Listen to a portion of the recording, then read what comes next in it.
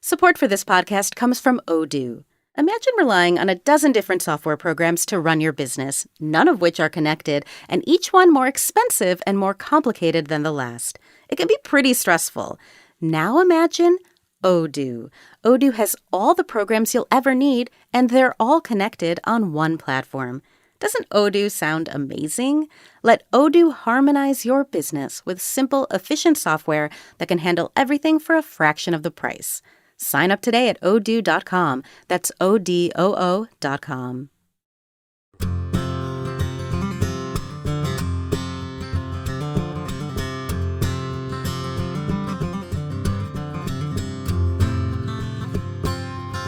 Hey, it's Trey Kay. From West Virginia Public Broadcasting and PRX, you're listening to Us and Them, the show that tells the stories about the things that divide Americans. It's Pride Month in the United States. Good afternoon and happy World Pride, everyone! In cities and towns across America, there are annual parades recognizing and celebrating the LGBTQ+ community. That stands for lesbian, gay, bisexual, transgender, and queer people. As we gather today for this historic World Pride Parade, we not only honor who we are, we honor where we are. World Pride kicked off this month in Washington, D.C. As this audio from the Associated Press coverage shows, for many, the weekend-long event took on a tone of protest this year. This is a rally for our lives. And defiance. Trans rights are human rights! Trans rights are human Those chants come against a backdrop of presidential executive orders and legislation sweeping the nation that seek to regulate transgender Americans. I've just seen all of the degradation in rights, especially trans rights here recently, and especially trans rights for kids, and it just feels important to show up for the community.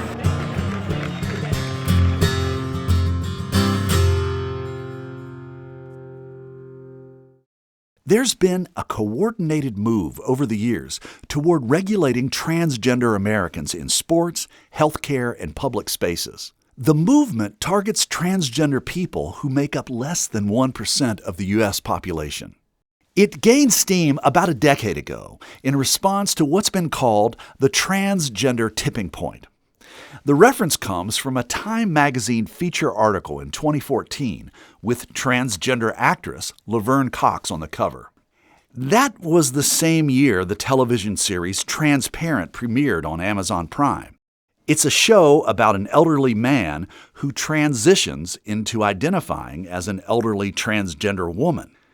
In 2015, same-sex marriage became the law of the land, and Olympian Bruce Jenner came out as Caitlyn Jenner. Trans Americans were having a moment, and religious and social conservatives responded. In 2016, North Carolina passed what would become the country's first bathroom bill. It required people to use bathrooms that correspond with the sex listed on their birth certificates. When the infamous HB2 bill was signed into law, the national reaction was swift and harsh. Tourists, sports tournaments, and business conferences boycotted the state. The backlash reportedly cost North Carolina hundreds of millions of dollars in revenue.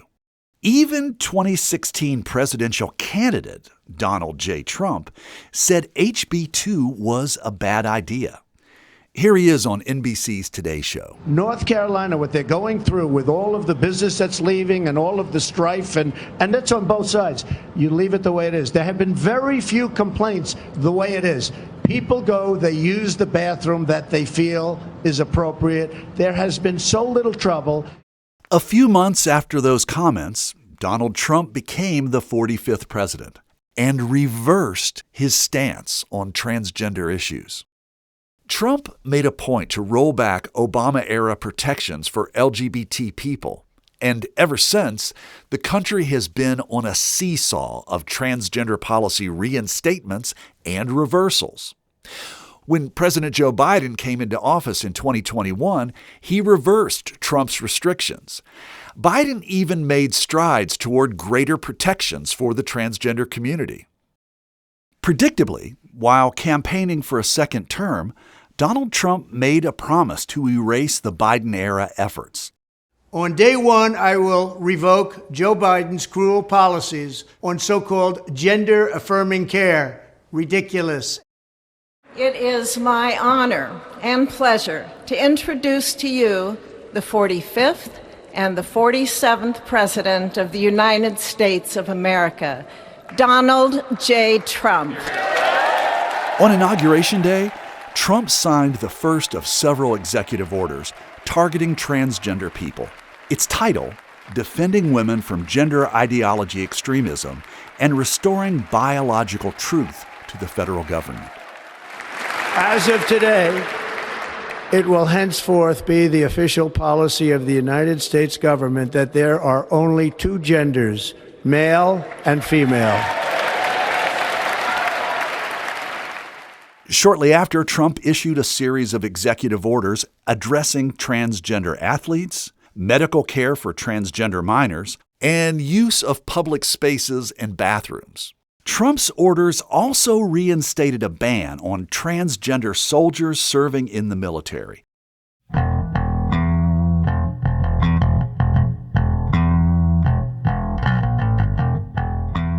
Some state lawmakers are also taking action to mirror Trump's directives. A number of organizations are tracking these bills. So far this year, the number of bills is up 500% from similar legislation introduced in 2021. In 2025, lawmakers in 49 states introduced 923 bills designed to regulate transgender people. In the first half of this year, 113 of those bills have passed, and 100 have already been signed into law.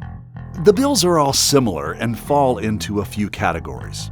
For example, there are bans on health care access for transgender youth and adults, restrictions on use of public restrooms, banning the instruction of gender identity and sexual orientation in schools, and preventing trans girls and women from playing on single-sex sports teams. In West Virginia this year, Republican Governor Patrick Morrisey signed into law 3 such bills, each with a different focus. We'll get to those in a bit. Welcome. We're just setting up. We're all just chatting here if you want to join us. Yeah, we'd like to join you. This is Rosemary Ketchum. She's a 31-year-old transgender woman living in Wheeling, West Virginia. She is one of 2 trans West Virginians you'll meet in this episode as we explore how the national and local political rhetoric is affecting the lives of real people.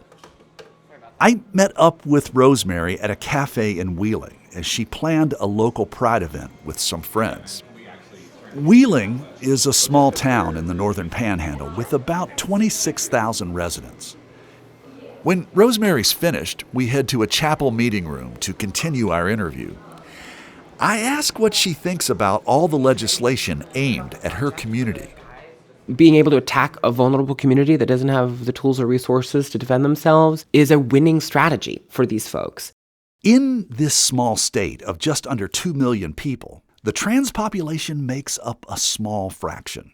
According to the Williams Institute at the UCLA School of Law, there are an estimated 5,700 transgender adults and 700 trans youth living in West Virginia. Unfortunately, because the community is so small, very few voters get a chance to meet a trans person on the day-to-day. And so I can't tell you how many experiences I've had with local voters who say, hey, before I met you, I really didn't know what to expect, or I thought that it would be like this, and I thought it was weird and crazy and whatever, and you're just a normal person. You're actually boring. And like, I thought it would be more exciting to get to know a trans person. National polling data indicates that well under half of American adults say they know somebody who is transgender. And just 25% of Americans say they have a transgender friend.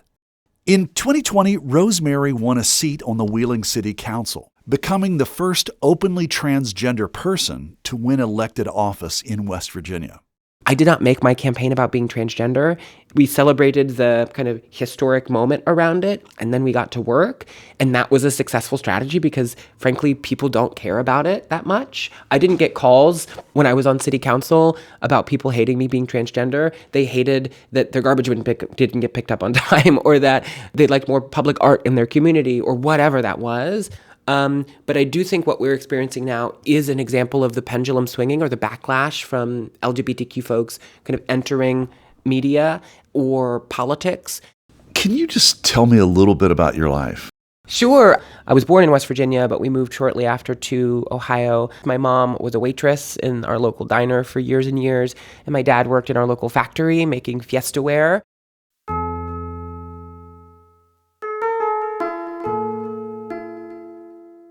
I think folks really do expect me to share this sad, traumatic, eventful childhood. And it really wasn't that. It was incredibly stereotypical and wholesome.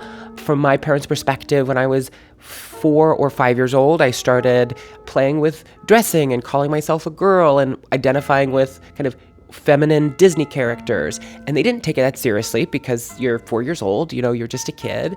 But a lot of LGBTQ folks who are listening will remember the phrase, it's just a phase. That's something I heard frequently as a kid, is that, oh, it's just a phase, like they'll grow out of it. And then year after year, rather than it becoming less prominent, it became more prominent. And I became a little bit more adamant that I feel like a girl.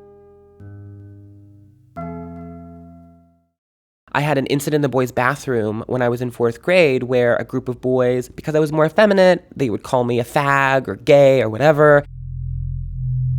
And you're a kid. I was probably 8 years old, 9 years old. I don't even remember how old I was. I remember being pushed up against a wall. Once it ended, I didn't say anything. My mother at that point realized that this would be probably just the first incident of many throughout my public school life and gave me the option. Would you want to try homeschooling? Rosemary says she was a bookworm growing up. She wasn't into sports. Life was pretty uneventful. Until a New Year's Eve house fire in 2010 changed her life. Within moments, the entire house is up in flames. Rosemary's parents had no savings or homeowner's insurance. Her family spent 6 months living in a neighbor's basement. In the aftermath of this, the Red Cross and charities and churches came to support us, and the woman from the church asked, how many kids do you have? What needs do they have? And my mom described my 2 brothers and my sister, and the woman's kind of taking notes on what they need, and then my mother described me and was very earnest with the woman. She was like, so I have a son who is transitioning, and so they need girl clothes. Here are their sizes. And as my mom describes it, the woman sets down her pad and starts nodding at my mom and then holds her hand and said, we're just not going to be able to do that, but we can provide boy clothes in the same sizes. And my mom could not believe that this woman was willing to draw the line there. My mom starts crying. Our neighbor comes in and says, what's going on? You've been crying all day, but this sounds different. And refuses the woman's help entirely and says, I don't want to work with you any longer.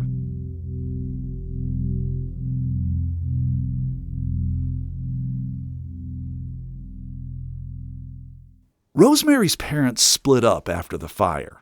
She came with her mother and siblings back to West Virginia. Growing up as a teenage girl in Wheeling, Rosemary was inspired by President Barack Obama and learned about progressive politics watching YouTube videos. She became a community organizer after college, working in Wheeling on issues like homelessness, racial justice, mental health, and LGBTQ equality. Today, she is executive director of the West Virginia Nonprofit Association.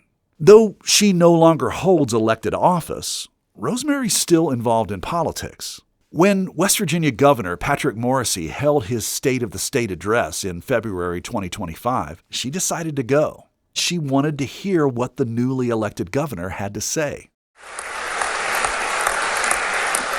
This legislative session, I'm going to ask the legislature to pass the Riley Gaines Act. Gaines is a former college athlete from Kentucky. The law, named after her, defines humans as either male or female.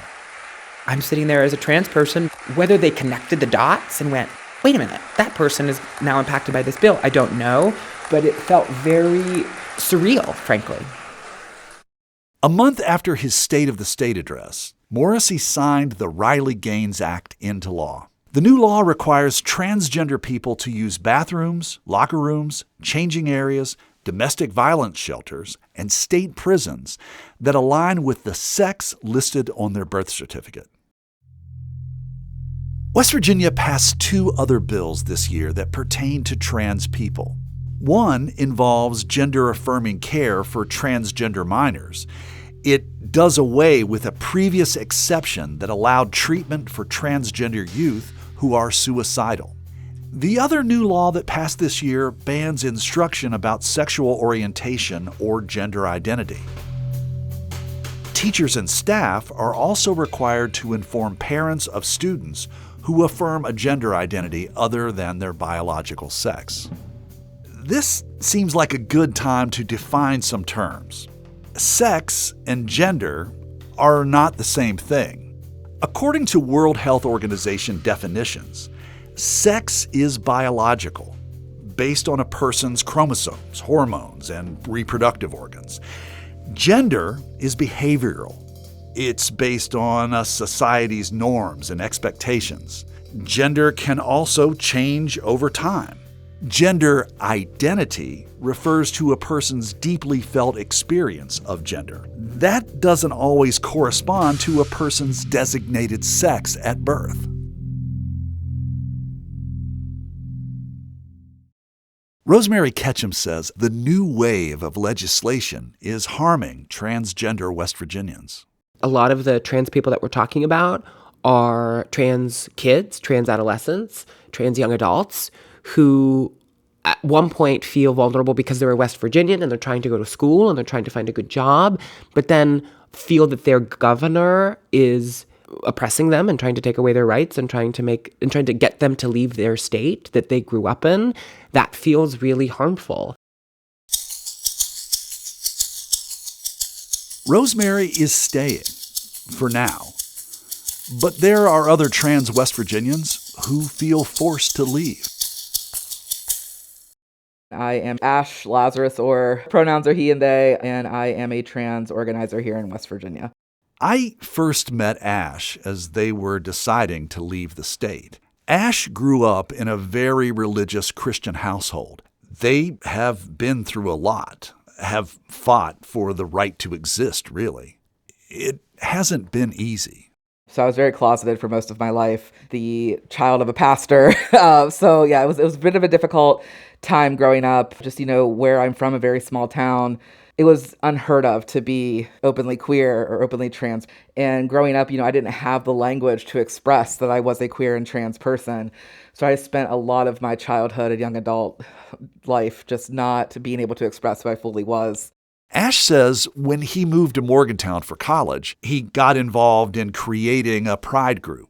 Later, Ash became a commissioner on the city's Human Rights Commission, where he helped create and pass an ordinance banning conversion therapy treatment in the city. I have been through conversion therapy, so it's something that's very personal to me. The harms of conversion therapy are detrimental, and I did not want anybody else in our community to have to go through what I went through. And unfortunately, a lot of folks are like, oh, conversion therapy doesn't take place anymore. It is very much so taking place, especially here in West Virginia. How old were you when this was going on? So the first time I've been twice. The first time I went, I was around 14, and the second time was right before my 16th birthday. I was somebody that dealt with self-harm, and a lot of the folks who were there with me dealt with self-harm and cutting, picking, pulling, hair, things of that nature. And it was during that time that, they would say, if you are doing these things, it's because you are possessed. You are possessed by negative spirits, or you're possessed by impureness, and that you were going to go to hell just for being different. And I think that is very harmful for anybody to hear at any age. But imagine hearing that during your formative years, when you're already in a small community, an isolated rural community, and then having to sit there and listen to people who are supposed to be people that you can trust, that you can feel that you can go to, and having them say these things to you is incredibly harmful. Ash says new laws focusing on transgender West Virginians and President Trump's executive orders have had a big impact already. Since the last election, there has been an increase of anti-trans violence and anti-trans rhetoric throughout the state. It's quite honestly horrifying. I am very fearful for the queer and trans community here. I'm very fearful for just what we are going to be looking at throughout the rest of this administration, because he has made it very clear that rather than focusing on all the issues our country is dealing with, they are going to continue to use trans people as a scapegoat right now. We are also just dealing with folks who are being assaulted. You know, I'm somebody who dealt with an assault earlier this year while using the men's restroom at a rest stop. I have to ask, assaulted, can you give me an idea of what that was like? Yeah, so, we were traveling to a speaking event that I was partaking in, and I had to stop at a rest area. Went in to use the restroom. I was washing my hands, and this man and his younger son came in. And, excuse me, sorry. He asked me, he's like, are you a woman? And when I tried to leave, that's when he shoved me.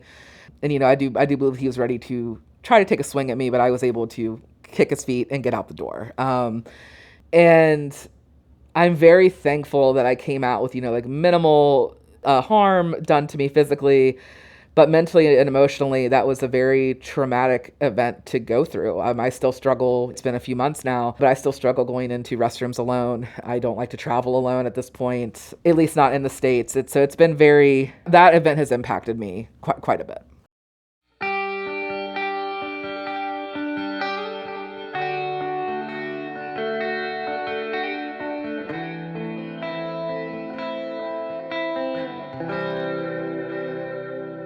Ash says he's had death threats because of his work for trans rights. He and his husband feel it's not safe for them to stay in West Virginia any longer. So they're leaving. I am still struggling with the reality. This is my last month here. Because again, this is my home. These people are my home. And I love this state. Sorry. I love the state and her people so much. Sometimes when you love something, you truly do have to let it go for a bit. And I do hope that this isn't, my final stay in West Virginia. I do hope that one day I can come back and feel safer and feel at home in a state that I love so deeply. But right now, to have the future and the safety that I need and my family needs, West Virginia just doesn't have that for me right now.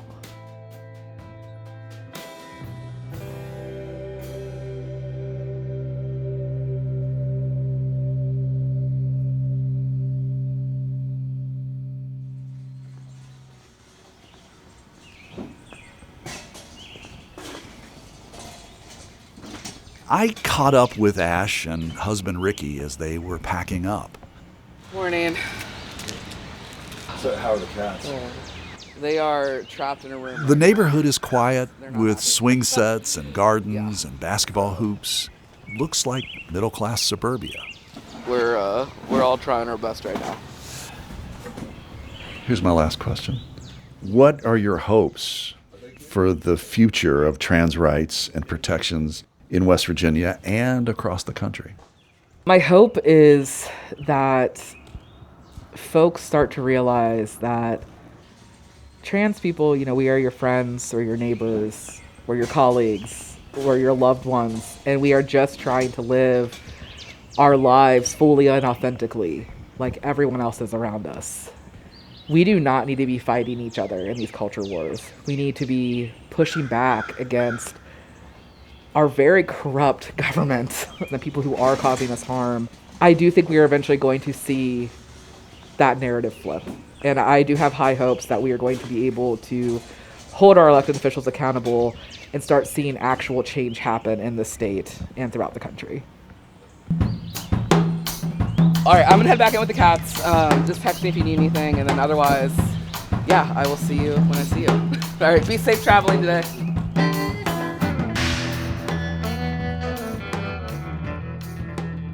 Coming up after a break, we'll hear from some policy experts who are shaping the discussion around transgender rights in America.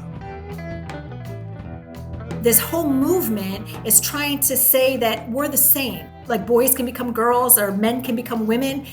We believe that that can't happen. And so we are fighting to protect the legal existence of women as distinct from men. There has certainly been a much more consolidated effort across the country to enact legislation that says that gender identity should not be legally recognized. And we see that in bathrooms, we saw that in sports, we see it in gender affirming care, we see it in schools and pronoun uses. That's after a break. You're listening to Us and Them. This program is supported in part with a grant from the CRC Foundation.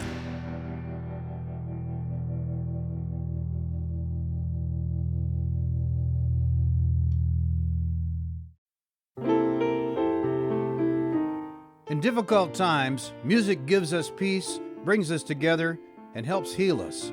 It calms our nerves and brightens our days. That's why we're bringing you classic episodes of Mountain Stage on air and in our podcast. This is Larry Gross, host of Mountain Stage. Find something that's familiar or brand new and feel the power of live music on our website, mountainstage.org.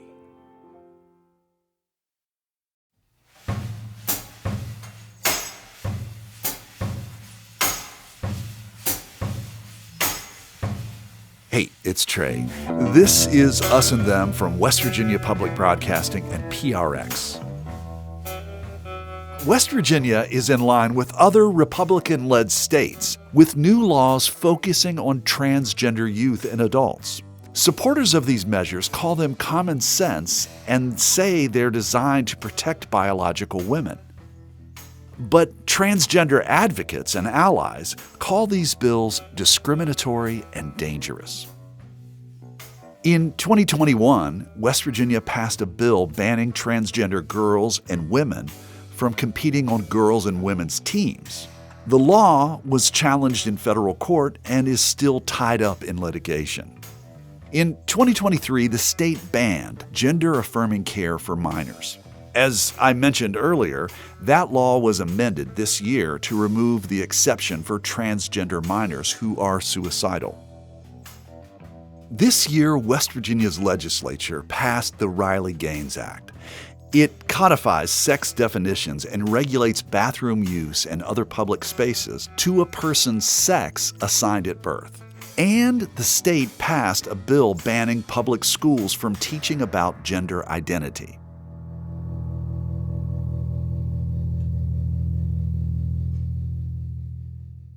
One of the most active groups supporting these laws across the country is called Independent Women, or IW. It's based in Virginia and has offices in Washington, D.C. The decades-old conservative women's organization is working with state lawmakers to preserve rights and protections for biological women. In 2023, IW created the Law Center. It files friend of the court briefs backing statewide bans that are under legal challenge, and the center drafts model legislation for states to follow. Beth Parlato is Independent Women's senior legal advisor. We saw, well, this is really important to try and get this passed. So we offered model legislation in a couple ways. One of them was to protect women's sports, that you have to be a biological female to participate in a female athletic team. And so we started working with various lobbyist groups throughout the United States to be able to get this in front of legislators that agreed with that, and they wanted to be able to present this to their state house. Parlato says Independent Women has been working for several years with lawmakers in West Virginia and across the country. She says West Virginia used IW's model legislation for each of its transgender bills this year, including the Riley-Gaines Act. The law is named after the former collegiate swimmer from Kentucky, who is now an activist and ambassador for Independent Women. Gaines talks publicly about what she calls the extreme agenda to erase women. West Virginia's Riley-Gaines Act codifies definitions of humans as either male or female. As the drafter of this bill, I asked Parlato to tell me more about why it's important that male and female are specifically defined in law. Because men are self-identifying and invading into women's spaces, including athletics. So it has to be defined. Female has got to be defined that you are biologically born female. Men are physiologically and biologically different from women. They're stronger, they're faster, they're taller, they have greater muscle mass, larger hearts, larger lungs. There is an absolute male athletic advantage. And when men are allowed to participate on girls' teams, not only is it unfair, but you're stealing roster spots, you're stealing trophies, you're stealing the girls' opportunities to compete. Parlato says her organization believes there is a war on women. She says women are being erased by transgender people, particularly transgender women. This idea of being erased has been embraced not only by conservative groups. A self-described radical feminist group, the Women's Liberation Front, agrees. Their left-leaning organization has joined us in fighting in the athletics area, but also in the prison issue with men being able to self-identify. They say that a man will say, well, I self-identify as a female, even if they really don't. See, that's what you have to understand. It's self-identity. You don't have to have any type of transition. You don't have to be on hormones or cross-sex hormones, or you don't have to have any surgeries or anything. It's really just a self-identification. So we have men, fully intact males, who are invading women's spaces. So women deserve not to be erased, period. And we deserve our single-sex spaces. We deserve our opportunities. I guess my question is, you speak a lot about the safe space for women and girls, and I'm wondering, is our society also obligated to create a safe space for trans people? Is our society obligated? I think that that's a huge, that's part of the public discussion, isn't it? I'm not opposed to offering accommodations at all. And I feel from our perspective at IW, if I could just say this, I personally and IW as an organization, we have a lot of sympathy for all of these young people who are going through any type of gender confusion. I am not trying to in any way demean or discredit how somebody feels. I think it's absolutely real that there are young children who have gender confusion. But I think what the issue is that we shouldn't just throw them down this road of gender affirming care. So now let's give you, breast binders, and now let's put you on hormones, and now let's, you were born in the wrong body. And I think that we as a society have pushed this movement on these young children, which is what we're trying to stop. I really appreciate, because I feel like you're giving me your understanding of IW's position is on transgender people. But I'd like to know specifically, what does it mean to be transgender in America? Yeah, so as an organization, we don't really believe that you ever could be transgender. You are born male and you're born female. And I know I sound like a broken record, but no matter how many surgeries and procedures and cross-sex hormones or opposite-sex hormones you take, you will not change your sex. So if you want to identify as the other sex, that's something different. But you will never be able to change your gender, which is basically change your sex. You're not going to be able to do that. One of the concerns IW has raised is the conflation between the terms sex and gender. And I don't see a lot of disagreement on that point. Sex is what genitals a person has, and gender is about identity, and that it's not really about sex at all. Would you agree with that? Well, I agree with what you just said, where you can't conflate sex and gender. But what happened was over the past 4 years with the previous administration, there was a conflation of sex and gender, because the illegal rewrite of Title IX, what it did was redefine sex. And it was written as the rewrite stated that sex was to be redefined to include gender identity. So that's the issue that IW has with conflating sex and gender. It's not based in truth. Well, it's not based in truth or biology. You're male or female.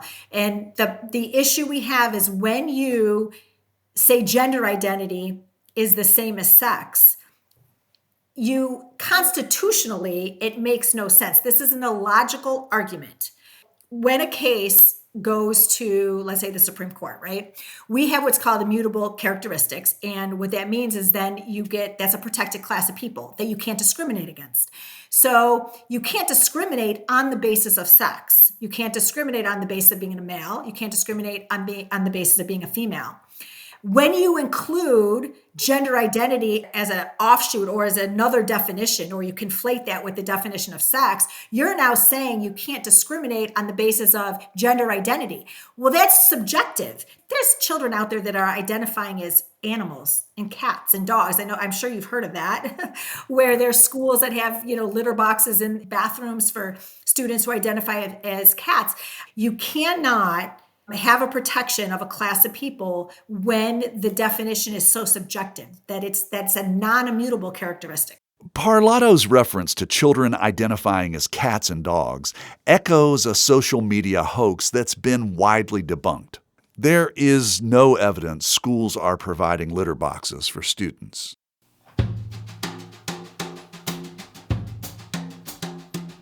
Parlato says 28 states have passed IW's model legislation to protect women's and girls' sports.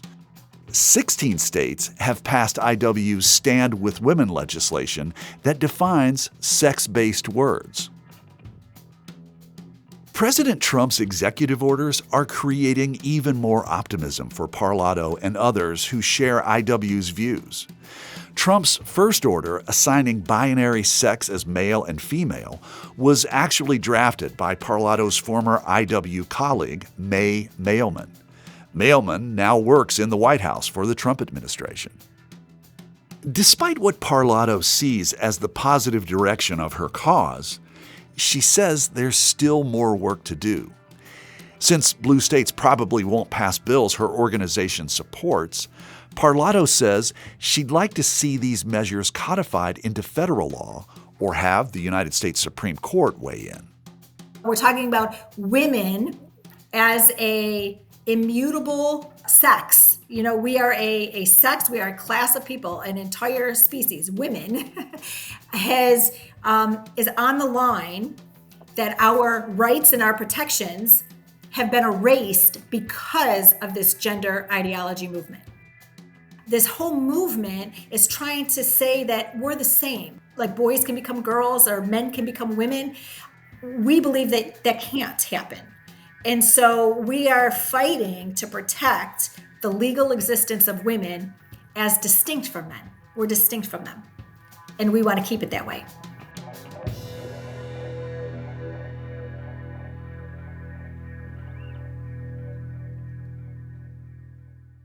Beth Parlato and her organization, Independent Women, do not believe in transgenderism.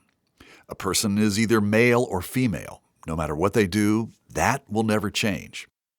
Yet, transgender people exist. They are people who live their daily lives on the opposite side of their sex at birth. For non-binary or intersex Americans, they live in between the two genders. Though transgender people make up less than 1% of the country's population, they live in cities and towns across the nation. There are now many advocacy organizations in the United States working to bring data and facts to that reality. One of those organizations is the Williams Institute. My name is Alana Redfield. I use she/her pronouns, and I am the Federal Policy Director at the Williams Institute at UCLA School of Law. Redfield says the Institute was created more than 20 years ago in response to a lack of high-quality data on the experiences of LGBT people. She says because the data wasn't great, a lot of policies were enacted based on stereotypes or myths about LGBT people. Redfield says data collection on the country's transgender population has come a long way in 2 decades. There are new standards for how to ask questions and better methods for collecting, as she puts it, robust, high-quality data. She says the Williams Institute's population estimates are based on federal data from the CDC, the Centers for Disease Control and Prevention. We have relied upon them to get these data in the last several iterations of our population estimates. And what's great about them is that there's a large population, there's a large sample size. So we can say with some degree of certainty that they are accurate. Unfortunately, the current administration has moved to remove gender identity questions from these surveys. And the current administration, meaning the Trump administration. That's correct, yes. So now what we're seeing is that at the federal government level, the data are not being collected, processed, analyzed. And this is also a system that relies upon state participation. So some states might be disincentivized to participate. And even if they did collect the data and share it with the federal government, it wouldn't be all coordinated together and published and analyzed to provide really reliable estimates. So unfortunately, we're seeing a little bit of erosion of our ability to use that means to assess population.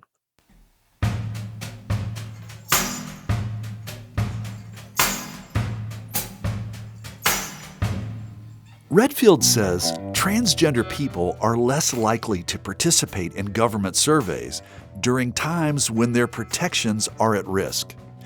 That adds another challenge to understanding the population.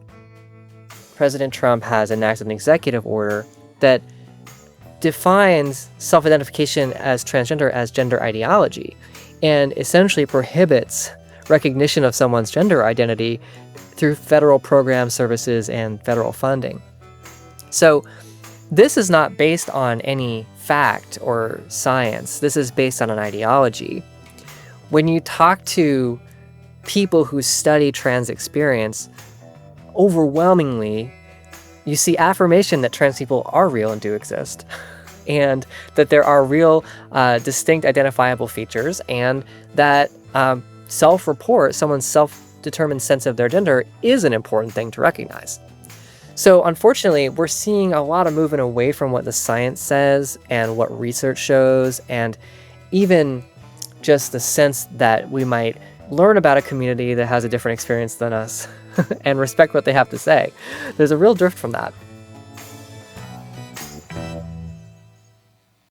What laid the groundwork for this movement's supercharged efforts in the past couple of years to influence legislation across the nation? It's important to look at history. There have been anti-LGBT policy efforts going back at least 50 years. So it's hard to really give a real concrete starting point to what's happened with regard to trans individuals. That said, there has certainly been, in the last decade, a much more consolidated, it appears, effort across the country to enact legislation that discredits gender identity, that says that gender identity should not be legally recognized. And we see that in bathrooms, we saw that in sports, we see it in gender affirming care, we see it in schools and pronoun uses. So essentially, we're seeing this coordinated effort to reject the idea that you can self-identify your gender. And what is the thinking from trans advocates about codification of people only having two categories, male or female? I can't speak to what the advocates' take is, but I can tell you from a research perspective that this is inaccurate. It injects inaccuracies into our data collection. The recent effort across the various states to enact sex definition bills reflects the injection of an ideology about gender into the law and policy. And so from a research perspective, it's very challenging for us because it says we're just not going to count these people. We're not going to document their experiences. Why is there an effort to delegitimize gender identity as a radical left-wing ideology? It's hard for me to speculate as to why. I can say when you look at documents that express ideology around conservative policymaking, in more recent years, for example, Project 2025, you see unified themes. And one of those themes is that policy should not allow for the self-determination of gender. Policy should not allow for recognition of gender identity and expression. I think, if you have someone who tells you they're transgender, perhaps they are. And the evolution of science and research around LGBT lives and experiences over the past 20 years has really been centered on this idea that perhaps there's some validity to someone's self-reported identity.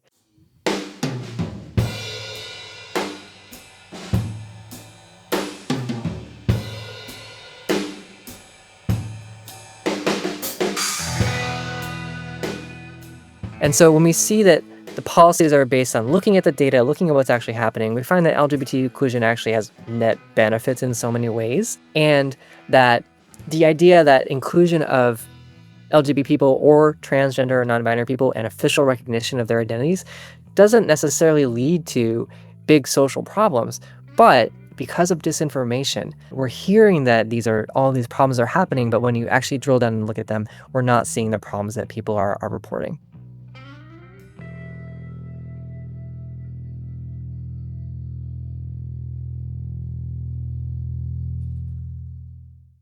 I asked Alana Redfield from the Williams Institute about the motivation behind some of the legislation. For example, bathroom bills that seek to keep transgender people out of spaces that don't correspond with their sex assigned at birth. First of all, I think it's very important to emphasize that everyone deserves the right to safety, security, privacy. And the work that we do as researchers or that advocates for LGBT inclusion do is about increasing that safety, security, privacy for everyone. And so, of course, nobody wants to see opportunities for non-transgender women get limited, or for non-transgender women to be in any kind of danger. But the facts don't support these arguments.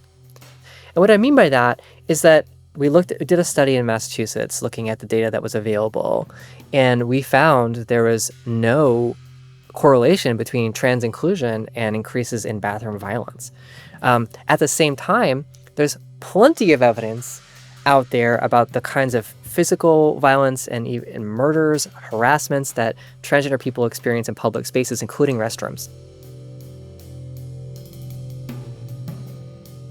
Everyone should have safety in a bathroom, cisgender people or transgender people, or non-binary people, intersex people. Everyone should have privacy when they need it.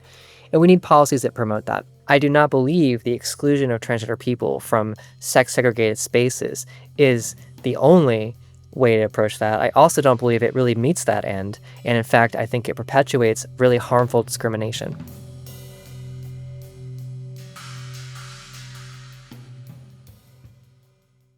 On a practical level, do you have any idea how a bathroom ban can be enforced? I mean, I've seen reports of, and I'm putting air quotes up here, biological women who are being pulled out of restrooms and being forced to show their ID. I think that we as a society have to decide whether we want to live in a world where we are pulling people out of bathrooms to show ID, or whether we want to be doing chromosome testing on every female athlete to make sure that it's not a trans person or intersex person, or when we want that level of surveillance and policing around our day-to-day activities. Because the problem is you can't enforce it against transgender people without enforcing it against non-transgender people. Let's touch on President Trump's orders targeting trans people. Despite the orders not being law, how would you characterize their impact? The fact is that the president came out of the gate, day one, with an order declaring that this administration would not recognize the existence of transgender or intersex people. That's a pretty startling, striking, and unprecedented move for the executive branch. And so while the actual impact of what President Trump is doing is going to be sorted out in courts and litigation for a long time, the immediate effect of fear, anxiety is very real. And of course, the conditions that, we've already seen in our recent research that we've done in the past few months. We've seen that reflected. We've seen that when people, for example, are living in a state where anti-trans laws or anti-LGBT laws are passed, they consider leaving. And we see that when people, in our initial studies looking at reactions to the current administration, we're seeing people saying, this makes me feel bad, and this makes me question my future.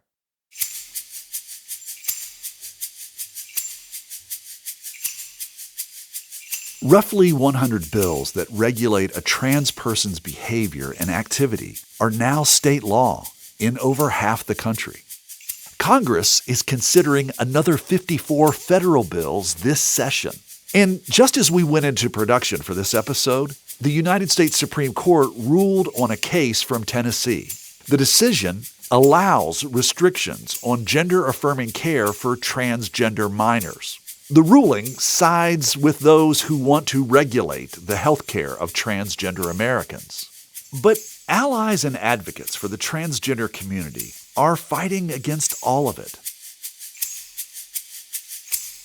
Many state laws are being challenged in court, and attorneys general from states including Washington, Oregon, and Minnesota are suing the administration over President Trump's executive orders. Some states are making a point of creating a supportive environment for trans people. 17 states and the District of Columbia have passed sanctuary laws to protect transgender youth seeking gender-affirming care. According to the Human Rights Campaign, 23 states and the District of Columbia prohibit discrimination based on sexual orientation and gender identity.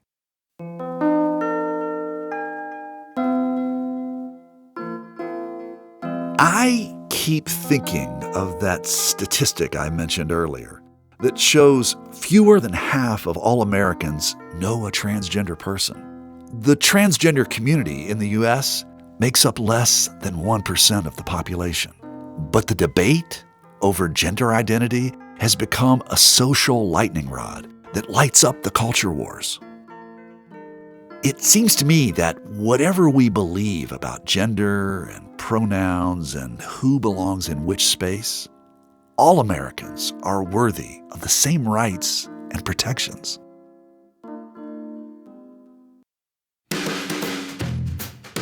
You've been listening to Us and Them. Our team for this episode is me, Trey Kay, Marisa Helms, and Kate Smith. Special thanks to Emma McCauley of Independent Women's Forum, Rachel Dowd of the Williams Institute, Martha Jo Wright of Laughlin Memorial Chapel in Wheeling, West Virginia, and Table 304 Coffee House, also in Wheeling. Michael Lipton, Tristam Lozell, and Ahmed Solomon wrote and performed the Us and Them show music. Mark Lerner designed our logo. The marvelous people at PRX and West Virginia Public Broadcasting make Us and Them possible. So do grants from the Corporation for Public Broadcasting and the CRC Foundation. Hey, we'd love to get your thoughts about this episode. Can you connect with us on our Facebook page or on X, formerly known as Twitter, at Us Them Podcast? Us and Them was originally developed with assistance from the mentorship program at AIR, the Association of Independents in Radio. I'm Trey Kay, and we'll see you next time on Us and Them. Support for this podcast comes from the Corporation for Public Broadcasting. From PRX.